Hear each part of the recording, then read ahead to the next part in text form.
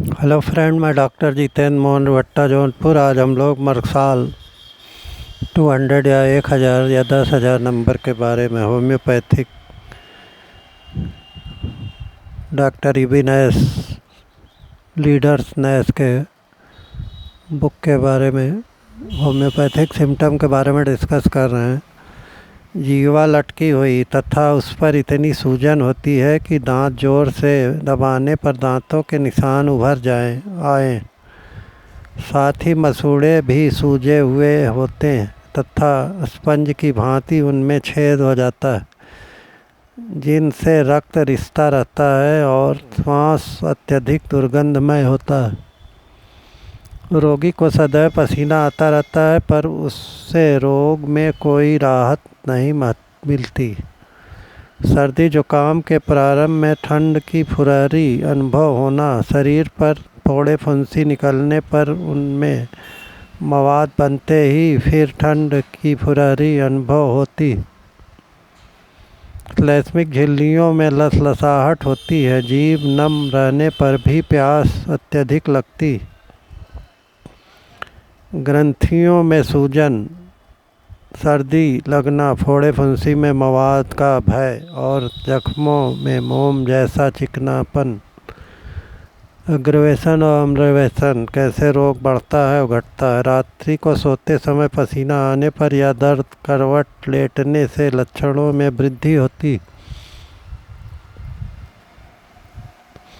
अस्थि रोगों में रात में दर्द बढ़ जाता है। पेचिश, मल, रक्त से लिपटा हुआ चिकना, पेट में दर्द, बेहोशी, शौच के दौरान पेट में ऐंठन, बाद में सर्दी लगना। रोगी ज़्यादा समय तक शौचालय में नहीं बैठ सकता, चाहे शौच करने की इच्छा हो या न हो।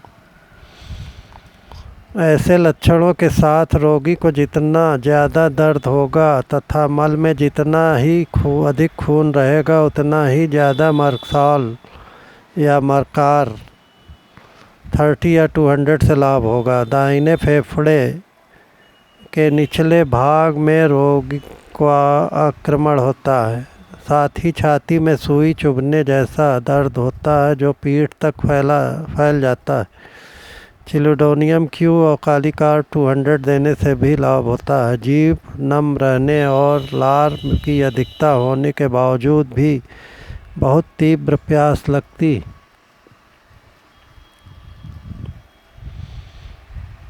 कम शक्ति की औषधि देने पर फोड़े फुंसियों में मवाद बनने का भय रहता है। साथ ही तीव्र शक्ति की दवा से फुंसियाँ मुरझाने लगती। एंटीक्रूड 200 की भांति इस दवा के भी सभी मुख्य लक्षण मुख में विद्यमान रहते हैं। रोगी के मसूड़े स्पंज की भांति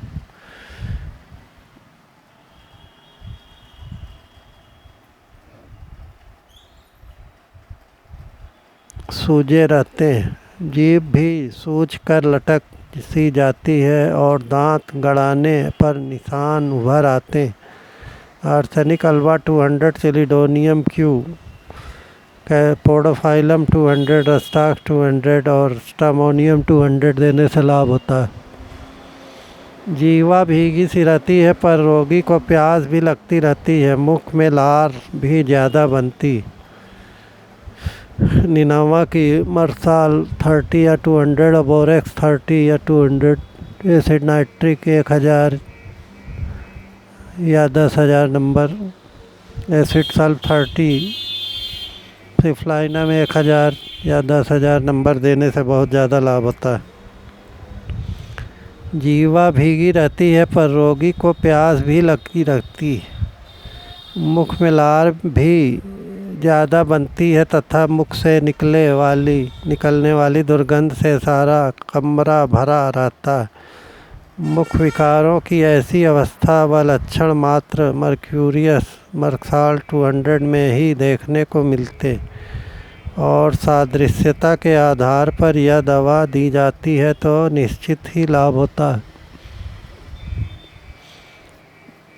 ग्लैंड कंठमूल रोग में ये लक्षण विद्यमान होने पर जब मर्क्यूरियस मर्कसाल 200 औषधि का प्रयोग किया जाता है तो उससे रोगी को बहुत लाभ होता है। लेकिन यदि इन लक्षणों के साथ साथ टॉन्सिल अधिक सूज जाए और उनमें मवाद पड़ने का खतरा उत्पन्न हो जाए तो ऐसी दशा में कम पोटेंसी वाली मर्कसाल 200 न देकर 1000 नंबर देने से बहुत लाभ होता है, क्योंकि ऐसा करने पर टॉन्सिल में पीप पड़ जाएगी और टॉन्सिल पक जाने का खतरा खड़ा हो जाएगा। यदि किसी चिकित्सक को ऊंची पोटेंसी वाली दवा में अधिक विश्वास न हो तो ऐसे रोगियों पर उसे आजमा कर देखना चाहिए। रोगी की जीभ पर ऊंची पोटेंसी 1000 या 10,000 नंबर की दवा की एक मात्रा रख दीजिए या फिर 4 ड्राम पानी में एक मात्रा चूर्ण मिलाकर आधे घंटे के अंतर से उसका इस्तेमाल करते जाइए और फल की प्रतीक्षा कीजिए।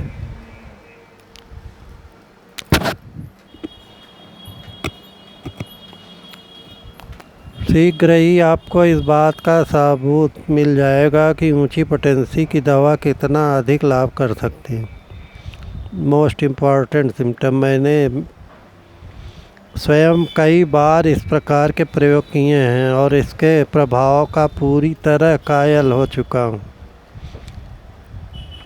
यदि रोगी में मर्क्यूसाल 1000 या 10,000 के अन्य प्रमुख और स्पष्ट लक्षण मिलते हैं तो खूब पसीना आना, परंतु रोगी से उसको कोई राहत या आराम न होना, तो निश्चय ही औषधि लाभ पहुंचाएगी। यदि पसीना आने से आराम पहुंचता हो तो आर्सेनिक अल्बा 200, नाइट्राम्योर 200 और सोलाइनम 200 या 1000 नंबर देने से लाभ होता है।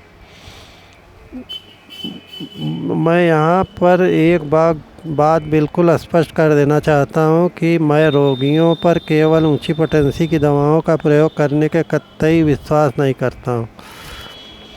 थिक टंग